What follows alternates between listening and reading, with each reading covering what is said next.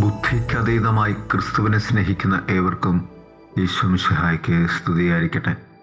തിരുസഭ മാതാവ് ഇന്ന് നമുക്ക് നൽകുന്ന വചനധ്യാനം മർക്കോസിന് സുവിശേഷം 12-ാം അധ്യായം 13 മുതൽ 17 വരെയുള്ള വാക്യങ്ങളാണ്.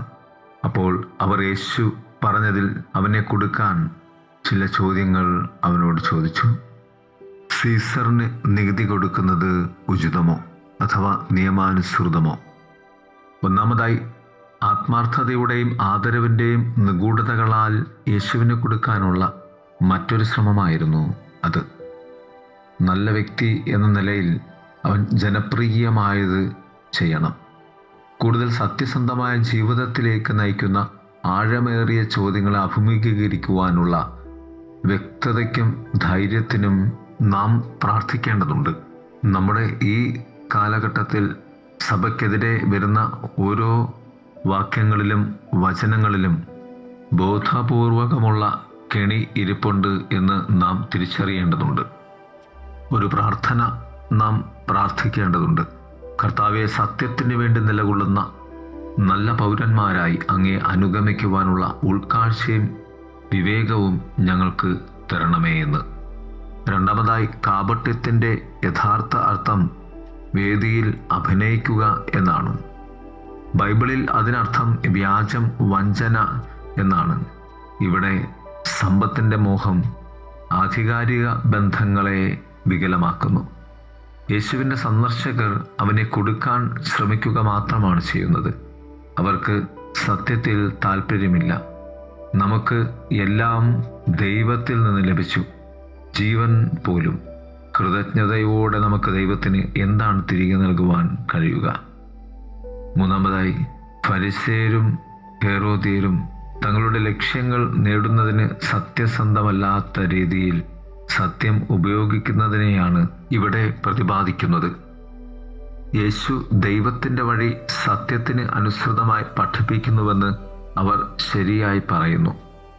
എന്നാൽ മനുഷ്യ നിയമത്തെക്കുറിച്ച് നിയമപരമായ ചോദ്യം ചോദിച്ച് അവനെ പിടിക്കാൻ ശ്രമിക്കുക അവരുടെ വീക്ഷണകോണിൽ നിന്ന് നല്ല ഉത്തരം ലഭിക്കാത്ത ഒരു ചോദ്യമാണിത്. മൂന്നാമതായി, സത്യവുമായുള്ള എൻ്റെ ബന്ധം എന്താണ്?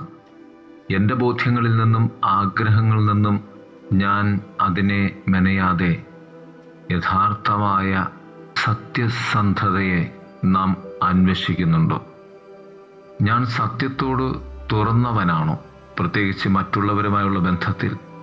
അതോ ഞാൻ വിശ്വസിക്കാൻ ആഗ്രഹിക്കുന്നതെന്തും സത്യമാണെന്ന് ഞാൻ എന്നെ തന്നെ ബോധ്യപ്പെടുത്തുമോ? സത്യത്തിൽ തങ്ങളുടെ തന്നെ ജീവിതത്തിൽ സത്യം ജീവിക്കാതെ പോയ ഫരിസേയരുടെ ഈ ചോദ്യം തങ്ങളിൽ സത്യമില്ലാത്തത് കൊണ്ടാണ് എന്നതാണ്. ഇവിടെയാണ് സീസറിന് നികുതി കൊടുക്കണമോ വേണ്ടയോ എന്ന ചോദ്യത്തിന് പ്രസക്തി ഏറുന്നത്. വഴിയും സത്യവും ജീവനുമായ യേശുവിൻ്റെ സന്നിധിയിൽ നാം സത്യത്തെ ബോധ്യപ്പെട്ട് ജീവിക്കേണ്ടതുണ്ട്. ഒടുവിലായി യേശുനാഥൻ തൻ്റെ എതിരാളികളുടെ തന്ത്രങ്ങളിലൂടെയും കെണികളിലൂടെയും ആ ചോദ്യത്തെ കാണുകയാണ്. കർത്താവ് ഒരു നാണയത്തെ എടുത്ത് ഉയർത്തി അവരോട് ചോദിക്കുന്നു, ഇത് ആരുടെ ചിത്രവും ലിഖിതവുമാണ്? അവർ പറഞ്ഞു, സീസറിൻ്റേത്. കർത്താവ് പറഞ്ഞു, സീസറിനുള്ളത് സീസറിനും ദൈവത്തിനുള്ളത് ദൈവത്തിനും നൽകുക. യേശുനാഥൻ്റെ ഈ ചോദ്യത്തിൻ്റെ ഉള്ളിൽ ക്രിസ്തു മാത്രമായിരുന്നില്ല, അഥവാ യേശുവിന് വേണ്ടി മാത്രമായിരുന്നില്ല ആ ചോദ്യം കർത്താവ് അവരോട് ചോദിച്ചത്. അത് വേദനിക്കുന്ന, നീതിക്ക് വേണ്ടി അധ്വാനിക്കുന്ന ഓരോ മനുഷ്യർക്കും വേണ്ടിയായിരുന്നു. പ്രിയമുള്ളവരെ, ക്രിസ്തു ബോധ്യങ്ങളിൽ നിന്നുകൊണ്ട് നമുക്ക് നീതിയും ന്യായവും ജീവിക്കാം. അത് മറ്റുള്ളവരുടെ നന്മയാണ് എന്ന് ബോധ്യപ്പെടാം. ദൈവം നമ്മെ സമൃദ്ധമായി അനുഗ്രഹിക്കട്ടെ. ആമേൻ.